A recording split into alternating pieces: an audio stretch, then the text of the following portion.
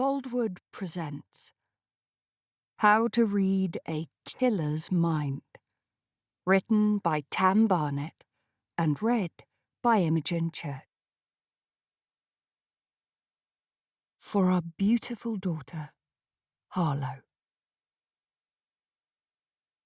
Chapter 1.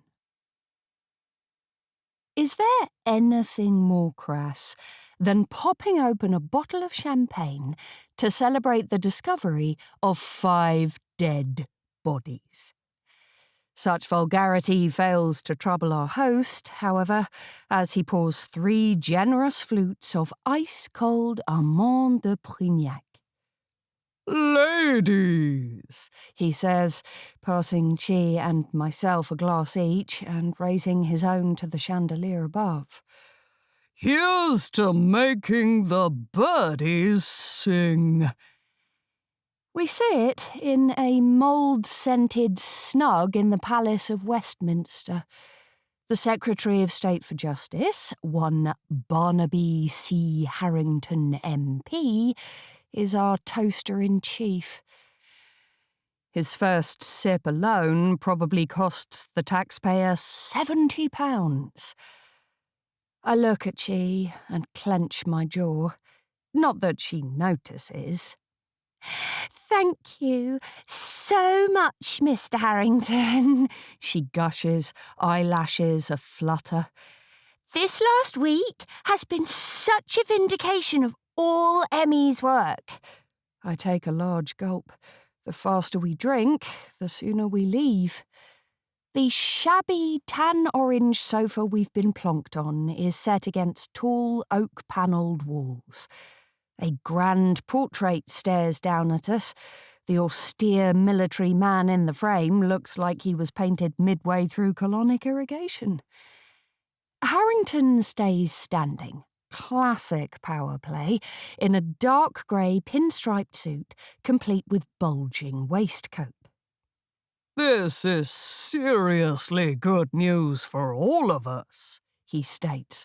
"Just think of the headlines." Barnaby Harrington is the kind of man who gets an erection looking in the mirror. He swindled his way into government with the stellar contacts and blind self-assurance that can only be acquired from public schooling. To him, international affairs are simply a pursuit one keeps from one's wife. "We've leaked the story out this afternoon, naturally," he drawls. "Young Chi here made clear you're still not media-trained, Dr. Rose. No matter, I can do the TV and radio rounds in my sleep, but we do need some kind of appearance. Play you off as a stuttering brainiac, not a hermit." "Chi warned me," I say. "Good. The Times editor's a golf pal. He's lined up one of their bods. Chi has the details, don't you, my dear?" He makes no effort to disguise his thorough inspection of her low-cut blouse. She nods at him so hard I fear she may get whiplash. "Splendid!" he roars. "Goes without saying you need to sell this whole project.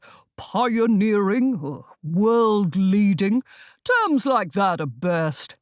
He takes a second to mull over his own unique magnificence.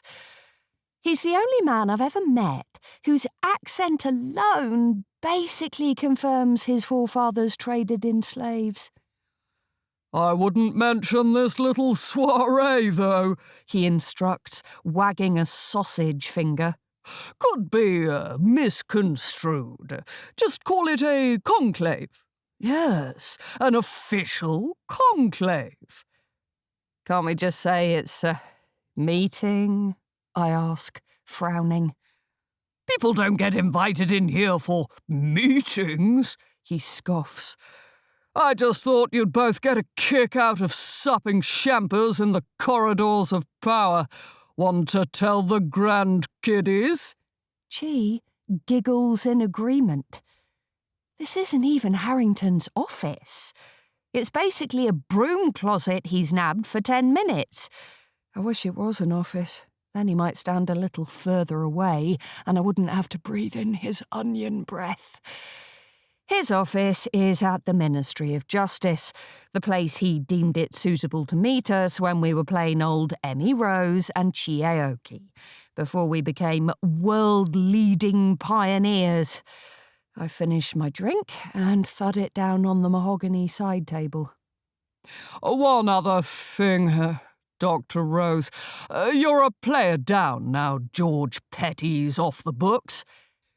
We're still discussing whether it's better to introduce another inmate or stay with the remaining two for... You can't have only 2 prisoners, he scoffs harder. The Treasury won't abide it. The cost is astronomical as it is, even before you take away a third of the attractions. The cost is justified by the fact we got Petty to give up the bodies, I fire back. That's not how it works, but you should be thanking me. I've saved you time picking the fresh meat. I give Chi daggers, but she returns my look with a nonplussed shrug. Oh, no, this will be news to Miss Aoki, too, the gammon goblin says, spotting our silent exchange. I feel something real, for the first time since sitting down in this room. Dread. Don't meddle with this, please. It's working. The project's working. Harrington lets out a little half-laugh and sighs. You know what your problem is? You don't understand the true potential of what you've created. You found a way to make murderers give up their secrets.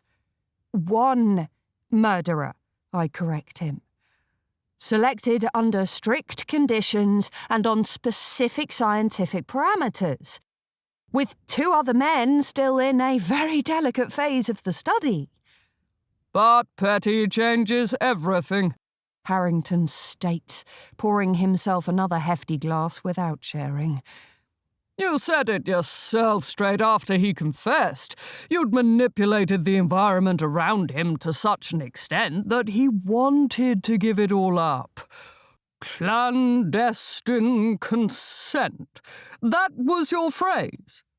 I very much regret the loose-lipped conversation I had with the Secretary of State in the jubilant minute after George Petty revealed where he'd buried that mother, father, and their 3 beautiful children. Leave us to select the next inmate, at the very least. I hate how quickly he's got me begging. The sweaty oaf plasters his wispy dyed brown hair back over his sweaty oafish head and takes another sweaty oafish look down Chi's top. It's time for something bigger, girls. Tim Shenton is the new man, and as I hold the purse strings, you can either take it or we mothball the whole thing. He's frowning as he hulks over me now, a headmaster out of patience with his lippy pupil. Tim Shenton, I repeat. The man accused of... I know who he is, I snap. He hasn't even gone to trial. Precisely. That's the new reality of all this. Never mind getting long-forgotten murderers to admit where they hid the bodies of their victims. What if this project starts convincing criminals to admit to crimes? Gets them to change their plea. We could wipe millions, billions off the legal aid bill if we start coaxing confessions out of inmates before they get to trial. We could have the most efficient court system in the Western world. The whole point of the experiment is that the participants have pleaded guilty. It's fundamental to the study that the inmates have accepted the crimes they committed. This is about getting answers for families, not short-circuiting justice. I slam a sharp elbow into Chi's ribs. I must say, Mr. Harrington, I agree with Emy. She's created this project with scientific rules and boundaries. It would undermine the process to suddenly introduce a subject quite so different from the others.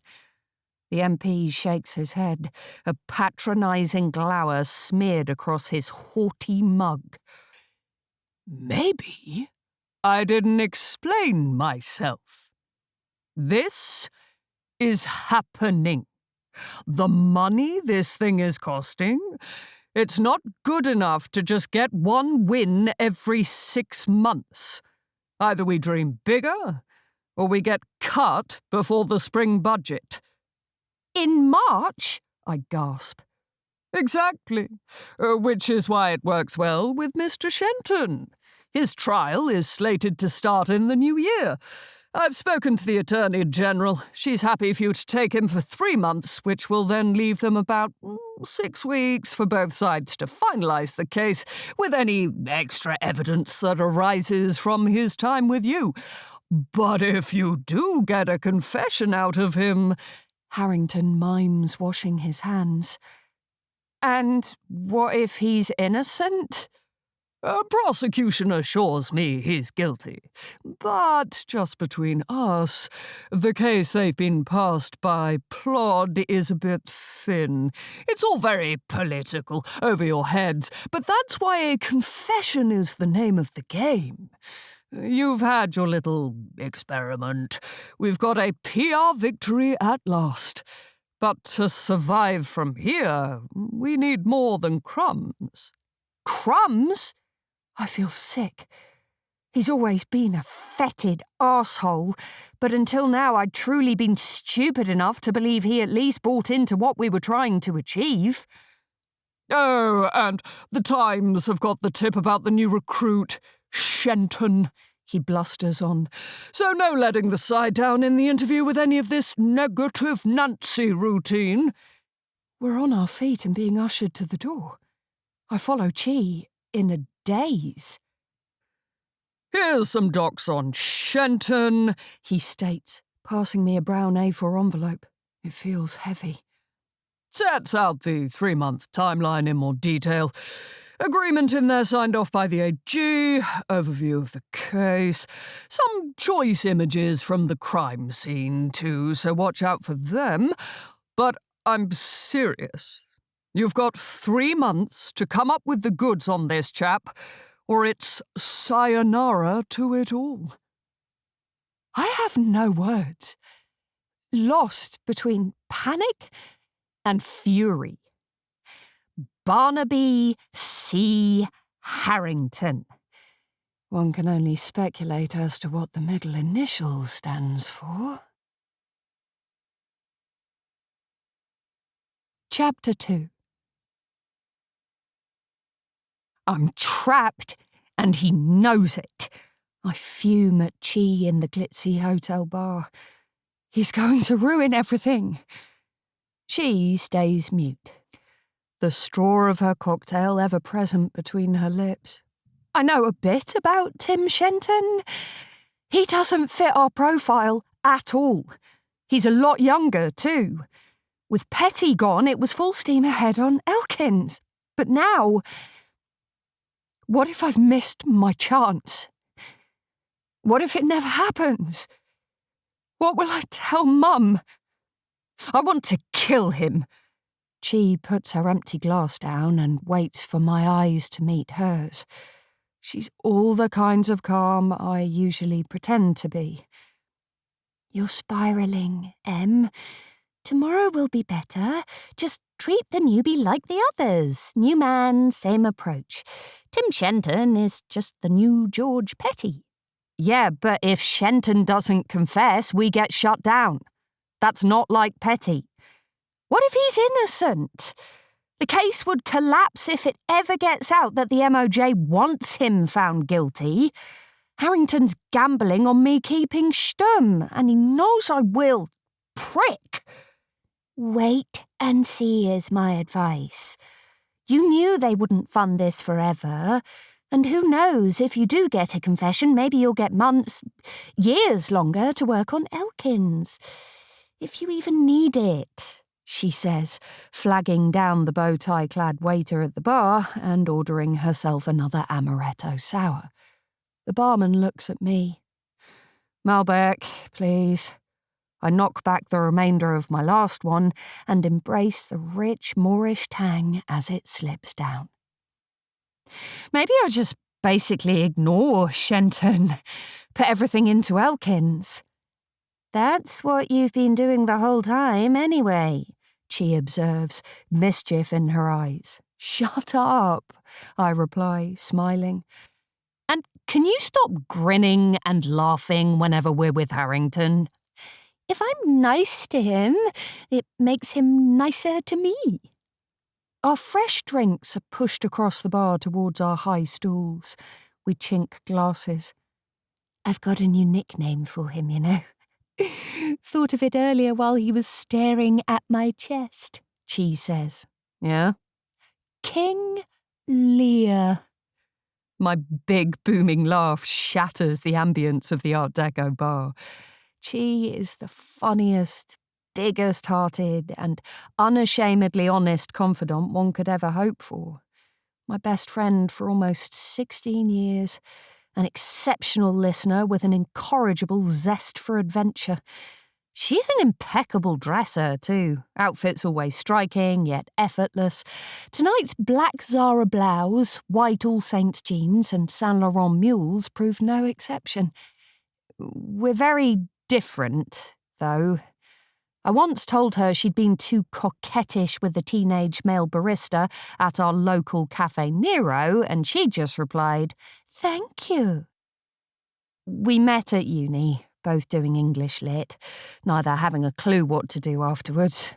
I stumbled towards publishing for a while, my heart not really in it. By the time I went back to study psychology, she was travelling the world, teaching English as a foreign language, always struggling to justify to her parents why she hadn't found a husband, settled down, and started popping out mini Chiocos. Don't ever call her by that full first name, though. She'll stab you in the eyes. Then, about 3 years ago, I asked her to proofread a paper I'd written evaluating the potential of intensive, prolonged surveillance with murderers who refuse to divulge where they've hidden victims' bodies. The concept was all hypothetical, based on scientifically reviewed studies, but realistically beyond the remit of any normal firm or research institute's budget. And that's when she caught fire. She dragged me, kicking and naysaying, through several months of building up a pitch for the Ministry of Justice, the actual parliamentary Ministry of Justice. I humoured her, flattered by the attention for my pipe dream, and then, miraculously, laughably, impossibly, we found ourselves in front of Harrington about this time last year, being offered the earth. It seems a long time ago now. I might head back to the room, start forming my own opinion on whether Tim Shenton's a child killer, I say, slugging half my fresh red wine in one go and motioning to the thick envelope Harrington gave me. Not yet. We need to prep for the journalist in the morning. His name's Leon Courtney Peltz. She explains. He'll be... Excuse me, girls. A Cockney voice interrupts. We both turn to see a couple of men in spray-on jeans and Ralph Lauren t-shirts eyeing us up. Cheap synthetic aftershave hangs like a fart around them. Mind if we join you? Yes, sorry, not tonight, lads, I profess far too politely. Mr. Chatty's not so easily perturbed. Nah, we'll get you next round in. I don't need to look at Chi to know she's keen. I only drink bubbly, she flirts. Chatty looks at his mate, Mr. Fake Tan. The diamond in Chatty's left ear twinkles against the soft lights of the bar as he whispers something to his terracotta friend, then looks back at us. Cheeky? Go on then. They turn to pull up 2 extra stools, and I use the moment's privacy to shake my head vigorously at Chi. I raise my voice so Tweedledum and Tweedledummer can still hear me. Sorry, guys, it's been a long day. Oh, go on, whines Chatty. We ain't poofters. We'll show you a proper night. How ironic, I start. Predictably homophobic, and yet I bet you watch a tragic amount of lesbian pornography. Both men stand in silence, stumped by the observation. Poor Chatty. He couldn't blow his own head off if it was made of dynamite. I'm going, I finally announce. Chi, you coming? I get up, and a soul-destroying silence follows as I realise my best friend has no intention of ending her night with me. Come on, babe, the diamond geezer pleads. We ain't dodgy or nothing. Good to know. I bat him off, packing my handbag and whispering to Chi about leaving her Find My Friends app on. It'll be fun. Stay, he badgers. We can all have a laugh. If promising us a laugh is your way of admitting we're going to see your penis, then I think I'll pass. I float up to my hotel room on a cloud of Chatty's tears. So, what am I supposed to tell this guy from the Times? She asks over the phone. From the croak in her voice, last night's impromptu jolly must have been a real blowout. I don't know, say something came up. Say I got no notice about Shenton and need to study his case. Harrington's going to go mental when he finds out. Even better, I reply. I can't believe you paid extra for an earlier ticket. Maybe if you'd slept in our hotel room, you'd have been there to change my mind. Oh, so we're plain slut-shaming now, are we? There's enough mock resignation in her tone to indicate she isn't actually offended. What can I say? I crow. Early bird catches the train. I certainly was up early. I barely slept after leaving Chi, worried out of my mind that she might not be safe, imagining the worst, pillorying myself for not going with her. But since she's clearly made it through the night, it's her turn to squirm for a hot minute. Anyway, the idea of an interview with a national newspaper hack sounds about as appealing as Tabasco eye drops. The PR stuff's your domain, babes, I tell her. That's not the point. We need good press. I'll see you back in Newcastle. If it helps, get yourself an I Heart London t-shirt before you leave. We'll stick it on expenses. The call ends with Chi muttering expletives. My government-paid taxi from Newcastle Central back to Mum's house in Gateshead this sunny late August afternoon is very handy. The smell of shepherd's pie as I open the front door suggests I've timed the country-long commute well. Hey, I call out. Mum, complete in her cupcake-patterned apron, inches into the hall and wraps her arms around me. It's been full on, I say, giving her a gentle but prolonged hug. She passes me a post-it note. I'm really proud of you. I can't hide the truth from her. This was not a triumphant trip to the capital. Harrington's giving us 3 months to get something on a new inmate, or he's shutting us down. The news is too much for Mum, as I knew it would be. She shuffles back into the lounge and sits down. Obviously, I'm going to keep the focus on Elkins, I reassure, following her.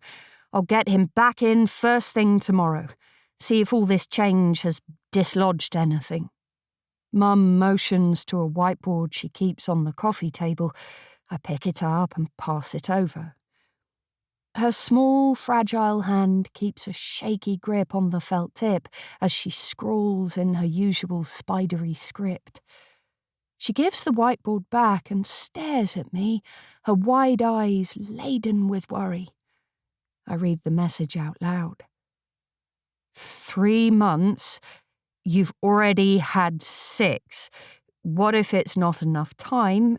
There wasn't supposed to be a deadline. It's bloody Harrington, I reply. The only positive is that if we do get this new guy to confess, we can use it to justify keeping the project open.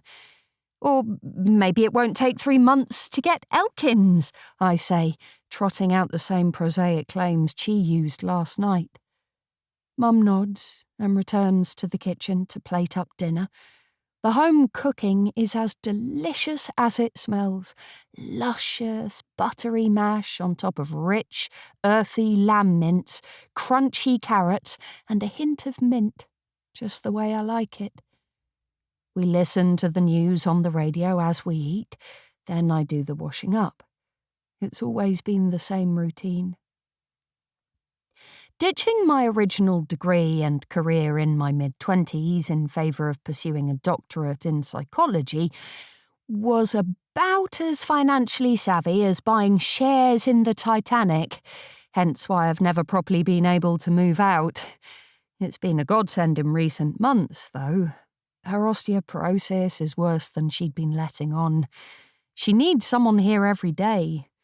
On her GP's advice, all potential tripping hazards, door stops, stray plug cords, her floor lamp, have been removed or hidden around the home, and we've installed disability rails in every room. Each night she runs a bath. That would be on the too risky list if she lived alone, but the hot water helps with her back pain, and I can make sure she doesn't slip. What is different tonight is that she hasn't passed me any notes since serving dinner. There are whiteboards, notepads, post-its and pens all over the house. We've both learned some sign language, too, over the years, but tonight, nothing.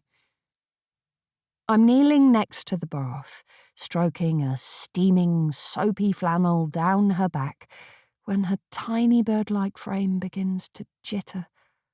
I lean forward, hoping it's a cough, but her gazeless eyes instead give way to tears. Oh, Mum. I want to pull her towards me and squeeze all the pain away, but her condition forces me to settle for a pathetic arm around one shoulder, nestling my chin on her damp head. Mum, we'll keep going. I promise. I promise. Her delicate sobs nudge her up and down. I caress the snowy hair back from her face and move forward so she can see me. We will do it. Yeah? Better to have 3 months than nothing. She raises her head a little, forces a stoic smile out, and nods. Thank you. I love you, she signs with her hands.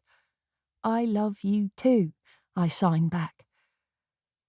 Dried off and pyjamas on, we watch EastEnders until Mum nods off. She looks peaceful when she sleeps. I know everyone does, but with Mum it's the only time the tension truly melts away. Her features softening, only to freeze solid again the moment she comes to and remembers where she is. Who she is. I'm lost, looking at her when she wakes herself up with a snore. Helping her upstairs, she takes her medication, then I ease her under the duvet. She leans over and scribbles in her bedside notepad. Tomorrow could be the day. Gazing at me, her childlike eyes yearn for reassurance. It's the same message she's repeated to me every night since the project started. It's the maxim she's lived by most of my adult life. Tomorrow could be the day, I echo. Mum hasn't spoken a word out loud since Friday the 24th of April, just over 10 years ago. Why do I know the date? Because it's the date mass murderer Frank Elkins abducted my darling brother Sam, aged 21. This is the best chance we'll ever have to find Sam's body. But if my hyper-intensive project can't uncover where Frank Elkins buried his victims, no one ever will. And Mum's broken heart won't survive the disappointment that comes with such brutal defeat. I know that for a fact. That man has already robbed me of my brother. I will not let him take my mum, too. Chapter 3. When the Ministry of Justice was looking for somewhere to host this project, I'd stipulated it must be within commuting distance of Mum. The only state-owned location nearby deemed secure enough was Beeswell Barracks. A dilapidated officers' quarters was transformed into a surveillance-heavy micro-prison, 1,200 square feet dedicated to unpicking the darkest minds in British criminal history. Frank Elkins, Joe O'Corey, and, until last week, George Petty. All mass killers who, crucially, have confessed to their murders, but are withholding where they've hidden the bodies. Harrington shat all over that essential characteristic, of course, by foisting Tim Shenton on us. Barnaby C. Harrington. Let me count the excruciating ways in which I've dreamed of chopping off your Member of Parliament. Once up and running, Chi and I christened Beeswell Barracks the Hive. The puns flowed far too freely at first. The prisoners were the bees, their secrets were the honey. Chi even started calling me the Queen. Too much, but the Hive nickname stuck. 3 cells and a common room for the inmates, an office for myself, Chi, and our research assistant, Robbie.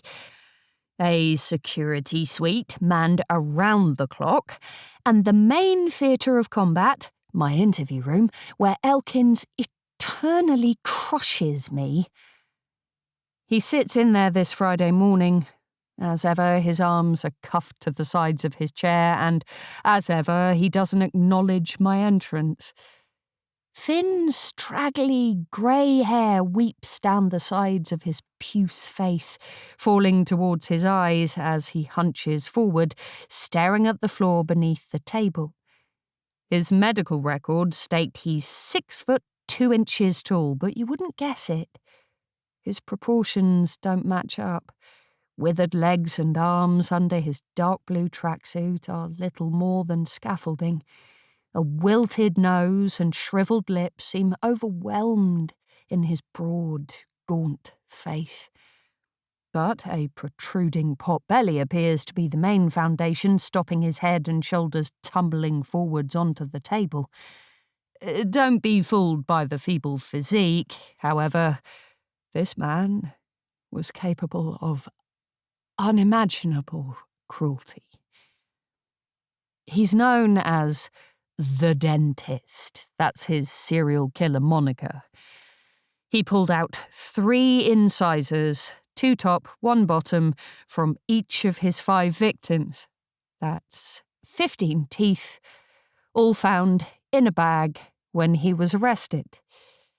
Our working hypothesis is he did it to stop these young men gnawing at the metal frame of the dog cage he kept them in.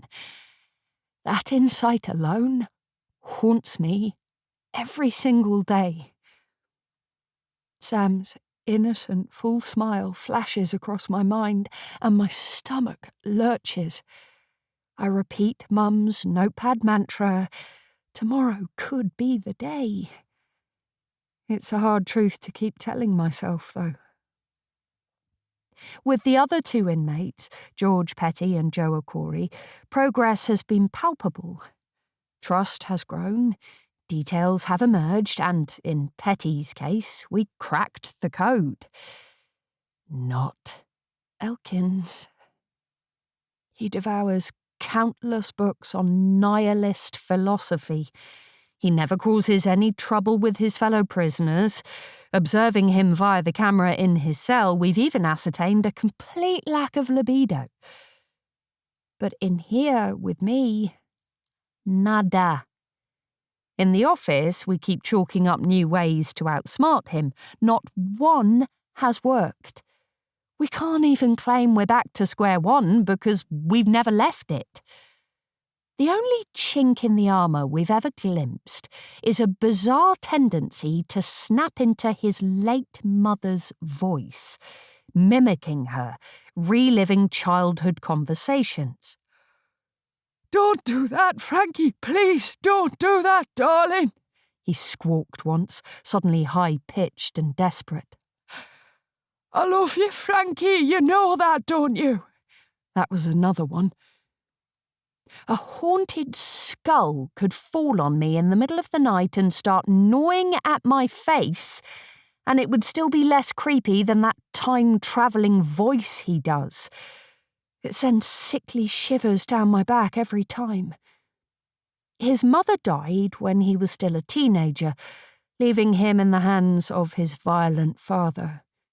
Who knows what trauma and lost innocence he's resurrecting as he breaks into character. But today, even that level of detached interaction seems beyond him. "You'll be getting a new housemate tomorrow," I tell him. Elkins shrugs, his absolute favourite hobby.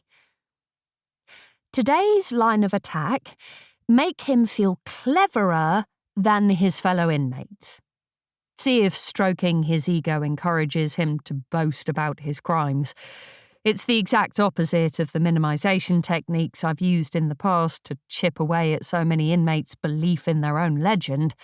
Usually that would undermine men's self-assuredness, challenge their dominance, make them more susceptible to giving in, confessing. But I've tried that with Elkins. I've tried most things. Tim Shenton's his name, I elaborate. Accused of raping and murdering a young boy. Unmoved, he sighs. His irises are light blue, but not in a charming, twinkly way. They're roomy, soulless. I get the feeling he might not have too many opinions about Schopenhauer, though, if you see what I mean. "I hope he doesn't," he states. He might click with Joe more, less of a deep thinker. Those corpse-like eyes roll onto me. I've only said 4 sentences, and yet he knows I'm buttering him up, sees me coming. He always sees me coming. Never have the words bang head and brick wall been more aptly applied. My Sam. Utterly beautiful, both inside and out. Funny, warm, a whirlwind of energy. But no one remembers that. Websites never reported that he'd started up his own driving school business.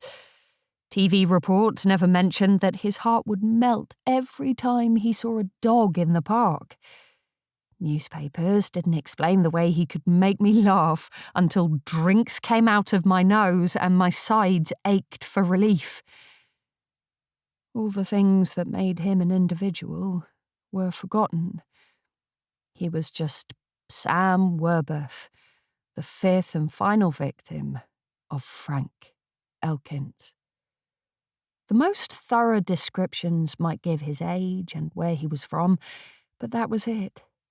A gorgeous, generous, patient young man, distilled down to the footnote on another man's charge sheet. It's an injustice, so heinous. I will never get over it. And the architect of this reality, who still lives and breathes, and has the callous cognitive freedom to conceal details of his killings, sits in front of me. 421 days between Sam going missing and Elkins being caught. How many of those days did my brother last? A week? A month?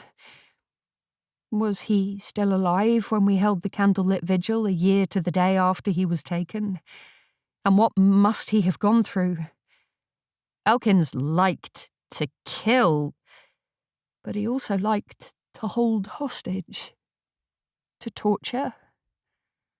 That's the other horror. It's not just that Sam was murdered, a ray of light snuffed out. It's how much he must have suffered. Of the 5, just one Elkins victim has been found. The teeth had been pulled out while the poor man was still alive. Pathologists believe he eventually starved to death. It's too harrowing to dwell on. And yet, dwell on it I must, confronting every fact while still retaining hope, burying feelings, continuing to prod and pry for an opening, all in Elkins' hideous presence. The most cathartic thing I could do would be to claw the skin off his miserable, self-serving face. But I put that aside every single day and observe him, engage with him, share air with him, for the shadow of my brother's smile and the echo of my mother's voice. I could win the Euro Millions, and it wouldn't pay for half the therapy I need. Elkins isn't buying today's schmoozing. I switch tack. Why did you admit to the murders if you didn't want to talk about them? Why not plead not guilty and claim you were innocent forever? I ask, as if I've not put a variation of this question to him dozens of times over the past 6 months. His response is as predictable as my line of inquiry. Don't know. There's a lot Frank Elkins doesn't know. First among them is that I'm his last victim's sister. That he must never know. I don't use my surname, Werberth, in my work. I use my middle name, Rose, to go undetected. In psychologist circles, it's called goal theory. If you create a specific target for someone to focus on, they're more likely to achieve it. If you tell Elkins his psychologist is one of the relatives he's purposefully withholding information from, it further motivates him to keep the bodies hidden. I need all the help I can get. So, I conceal my true identity from this man week after week, month after month.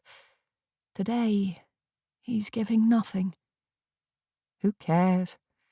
I'll still be back tomorrow to go through another 40 minutes of meaningless interrogation that only serves to undermine any confidence I have in my ability to get answers out of him.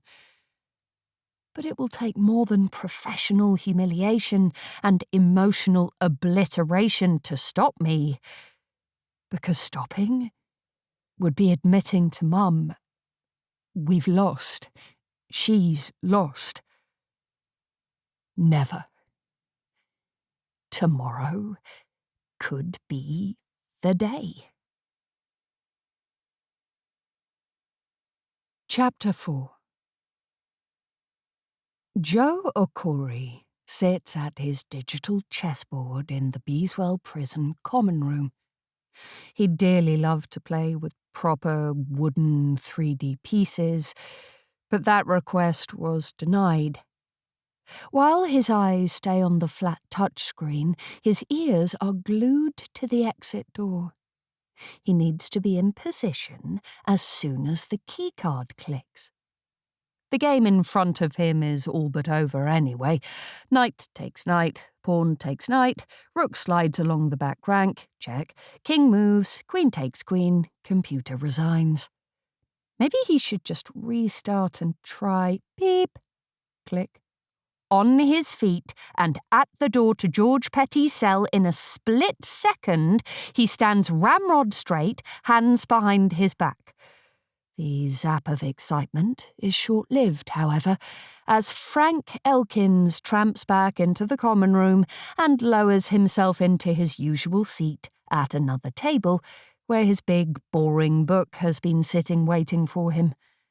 Joe lets out a groan, his shoulders slumping forwards as he pads back to his own seat. Why does Frank get so many meetings? He's so dull and rude. When Joe is in with Emmy, their conversation is electric. There's sparring, flirting, a frisson of forbidden desire. No way Frank Elkins is bringing that to the party. Silly idiot. It's just typical, though. Always has been. Treat a girl right, and you get punished. They play with you, ignore you, take you for granted, don't know what they've got. But a boy that treats her like rubbish, she can't get enough, has to have him, has to change him. Most girls are psychopaths, for sure. How's Emmy this morning? Joe asks, hating himself for still caring, but also aware the CCTV cameras pick up audio that Emmy listens to. Frank doesn't look up from his big book. Joe is still shaking his head at the affront when beep, click. Gazelle-like, he's out of his chair again and back at Petty's old cell in one fluid skip. This will be fine, they'll let him move, no reason why they shouldn't. The main door to the inmates' quarters clangs open and a young man is led in by two of the warders. They are heading towards George Petty's old cell, just as Joe anticipated. Oh, sorry, he splutters. I've moved into this one, fancied change. Thought the new man could have my old room. Nice to meet you, by the way. Corey, you know that's not up to you. The gruffer of the two guards wanders into the in-demand cell to see Joe's toothbrush and spare tracksuit in there. Put your stuff back or I'll chuck it.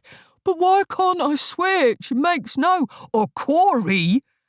Ask Emmy. She'll be okay with it. The guard retrieves Joe's possessions and chucks them onto the floor of the common room. The new recruit observes from behind, apparently amused. Of course, the black guy gets last pick again. Joe huffs, gathering everything up and stomping back to his original cell. Can you please sort out my bed then? I keep telling you that leg's dodgy, but nothing happens. He throws his tracksuit onto the floor of the cell he hates so well, sitting on the old mattress, the squeak of the loose bed leg taunting him. The guards bang the main door shut again as they leave, and the newfound silence transforms Joe. An icy blast of reality grips him. It happens like that sometimes. Silly things froth and fester in his head, become life-defining in their intensity, and then just sort of go. Rain giving way to brilliant sunshine. He handled that terribly. He's probably made a woeful first impression on the new inmate. What an idiot. Joe is desperate for a friend in here, and he's just acted like a petulant child. Be cool, Joe.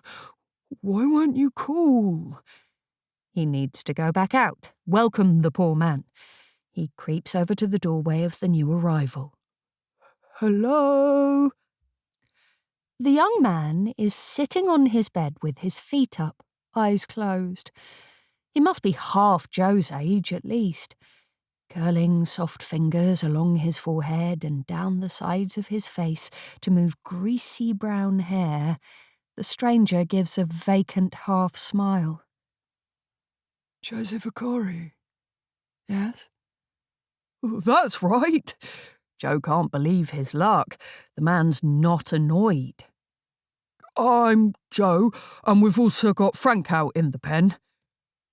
"You're the ghost killer?" Well, yes, but please call me." "Do you know who I am?"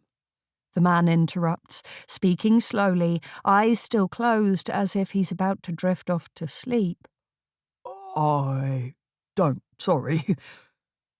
"Tim Shenton," the man replies. Joe repeats the name in his head, then looks back at the spindly 20-something. "I reckon I know that name." "Do you know why you know it?" Tim returns. "That dead child." Tim tilts his chin forwards and then back again, but stays immersed in his own thoughts. "Nice to meet you, Tim." "Did you try to nick this cell because your bed's broken?" Tim breathes. "Oh, sorry. Just a misunderstanding," Joe gabbles. "No harm done, it was just—" "Shut my door," Tim demands, bored yet emphatic. "I'm really sorry. I'm actually here to welcome you to Beeswell Barracks as—" "Shut my door." The instruction is more assertive now. Tim's black eyes flashing open, dripping with disdain as they glare at the intruder at the end of the bed. Joe offers a garbled apology as he backpedals, stumbling and falling over in his haste to leave. He hauls himself back up on the handle of the door and yanks it shut. Retaking his perch in the pen, Joe looks over at Frank, who in turn slams his book shut and wanders back to his own cell. Noise, drama, interaction, it's everything Frank Elkins stands against. Joe tiptoes across the newly vacated common room, fills 2 paper cups from the water cooler, then goes back to his usual table and waits. "What have you done, Joe? What a mess!" He's been desperate for a friend, and he might have ruined his chance with the new man straight away, all over a stupid bed leg. He sips at his chilled water and nudges the cup he's got for Tim around the table with his index finger. "Just wait out here for him, apologise when he emerges. Reset." Joe just needs to show Tim how warm and friendly he is. He shouldn't start a new game on his chessboard. Tim might see him playing and assume he's busy. Minutes become an hour. Tim will come out soon. Joe is positioned facing the cell door, ready to make amends. A second hour goes by. He still sits alone. What an idiot he was to try to change rooms. What a wretched idiot. That's not how you make friends. Tomorrow. Tim will feel more settled tomorrow. Joe stays sitting, thinking about topics the two of them will be able to discuss. He'll start with a massive apology for trying to swap rooms, that's for sure. "Be cool, Joe. Be cool." Chapter 5. Traumatic mutism. That's Mum. Total loss of speech due to a catastrophic breakdown after losing her son. She saw a speech therapist, then a psychologist, then a psychiatrist. None got even a syllable out of her. But their assessments were all the same. Her mind had locked a door. Grief was the only key to unlocking it, but she couldn't grieve until she had a body to bury. Some incredibly insensitive arseholes down the years have questioned this. If you know he's dead, you can grieve. Why do you need a body? Not one person who says that has ever lost a loved one and had no body to bury. It's a basic truth. Until you have the body, you can't prove to your deepest, most fundamental self that they are definitely dead. Another much crueler instinct takes hold instead. You do not grieve. You search. Because part of you will never accept they are gone until you see it with your own eyes. You can tell people you know Sam is dead. You can believe that you know it yourself, but that last atom of hope at your core won't accept it. So grief never comes. Only searching, emptiness, disappointment, then more searching. I didn't switch from English and publishing to psychology to break Elkins. I did it to help Mum. I thought I could research cutting-edge, mind-altering techniques to help her grieve, help her talk again. But the more I learned about trauma, the deeper I understood how critical finding Sam's body was to any hope of progress. Ultimately, I abandoned all attempts to get her to move on from her son. She may be mute, but the one thing she needs screams from everything she does. No yummy smells hit me from the kitchen as I opened the front door. No din of the radio either. Mum? No sound of slippers padding over the shag carpet in the lounge. I live in fear of this scenario. She's fallen somewhere, brittle bones snapped like twigs. Mum, where are you? A strong foot thumps down through the ceiling. My heart rate halves. Charging upstairs, I find her in the spare room scrutinising the huge Ordnance Survey map pinned to a corkboard on the wall. A red cross near the middle marks Frank Elkin's old home. A black cross near it marks the place the one discovered victim's body was found. Apart from that, the map is bare. No string connecting disparate points. No photographs or writing covering half the roads and place names. This isn't a Hollywood prop. This is what's left of my mum's life. Thousands, and I mean thousands, of paper cuttings lie in piles, in ring binders, in disarray, forming mini skyscrapers of bad news leaning against the walls. There's barely room to move between these paper pillars and the boxes crammed with videos of old TV reports of the case and notepads of thoughts she scribbled to herself or me or Dad over the years, and albums of photos she's taken of different potential burial sites. The room is a hectic, macabre museum of Elkin's murders. Mum's patch is a 15-mile area around Elkin's old property near the market town of Bedale, about an hour south of here. Rain or shine, Christmas or birthdays, she's there every Saturday. She knows that land better than the local farmers themselves, genuinely. It's an eye-watering, soul-sapping, hope-crushing expanse to cover with so few clues to go on. But Mum has covered every blade of grass of it. She and Dad used to go several days a week, but it takes so much out of her now, and I am her only chauffeur since Dad died, so Saturdays have to suffice. The fact she has never uncovered anything would floor most, but not Mum.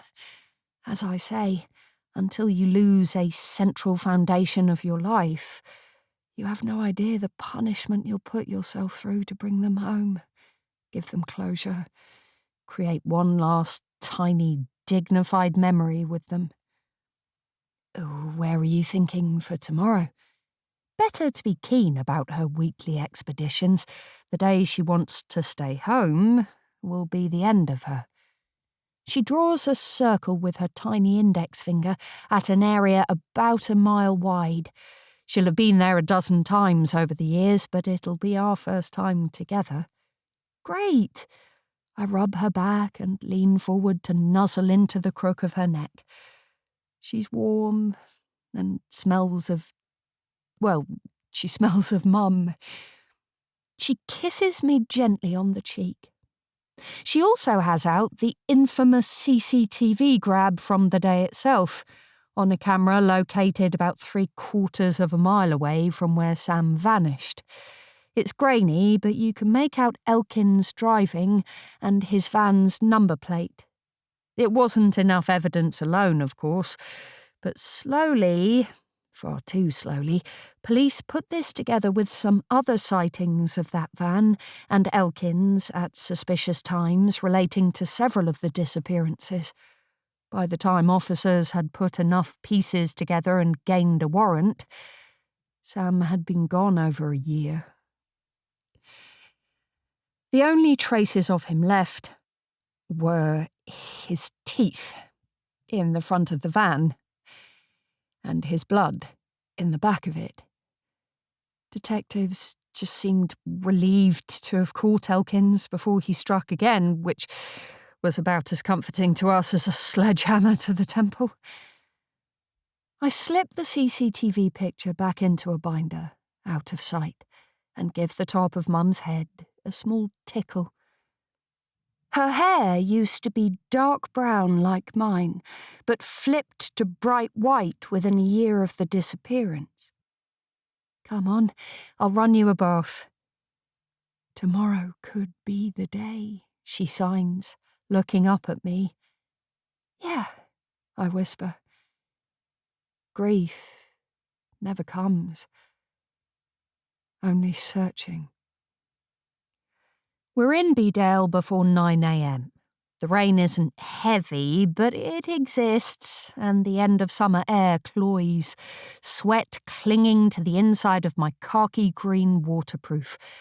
Mucky walking boots laced up tight. Mum walks slowly, but with purpose. I insist on holding her hand throughout. One fall when you've got osteoporosis and you might never get up again. It's heartbreaking if I dwell on it too long. What is she hoping has changed? Some bones have miraculously bubbled to the surface of the earth over the last decade.